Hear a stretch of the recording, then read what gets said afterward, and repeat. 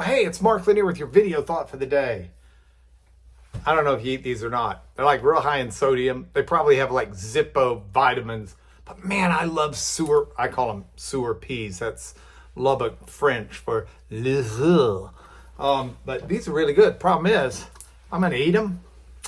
Got to give me something like this. Do you know what this is? This is a can opener. Now, you may be saying, what on earth is Mark doing? Setting up his video thought for the day with a can opener and a can of Le Sueur peas. Well, I'll tell you what I'm doing. This is going to be ding, ding, ding, ding, ding, money week. You say, well, how are you going to make a week of video thoughts for the day about money?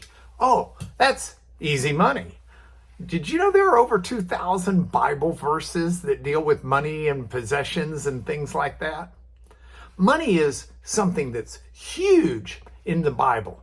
Both the Tanakh, the Old Testament scriptures, and the New Testament scriptures. Heavens, almost half of Jesus's parables deal with money and possession. And there's a reason why. We, as human beings, have this tendency to think mine, mine, mine, mine, mine. And we want and sometimes need money because it is the currency of exchange.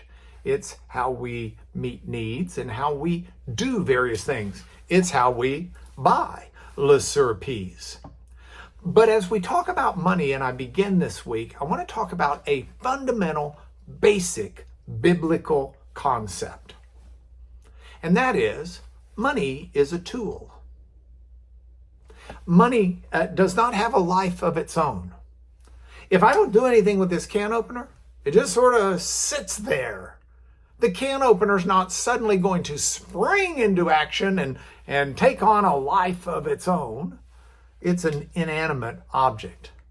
Well, in a very real sense, money is a tool, and we have to be very careful how we use it. You know, I think the biblical concept is so very important here on a fundamental level. And the fundamental level is that all of the money that you have and that I have and that the world has and all that money represents really isn't yours and mine to start with. The money that we have is a tool that's been entrusted to us by God to use to worship and honor God. That means we honor His priorities. We earn it the way He would want it earned. We spend it the way He would want it spent. You know, in Exodus, it talks about in Exodus 19, verse 5, God talks to Israel through Moses, and He says, if you will obey my voice and if you will keep my commandments, you will be my treasured possession among all the peoples. And then it's got this clause, for, this is God speaking, all the earth is mine.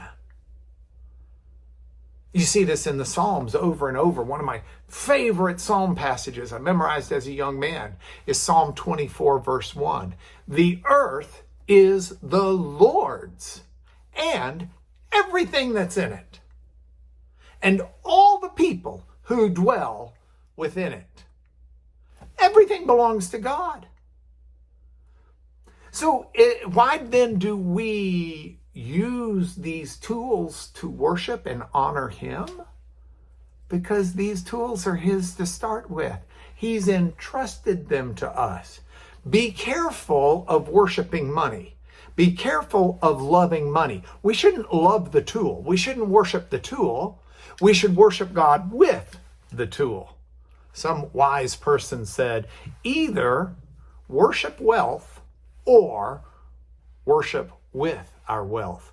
We're going to do one or the other. We either use our money to honor and glorify God, or we are worshiping our money, which is not what we ought to be doing.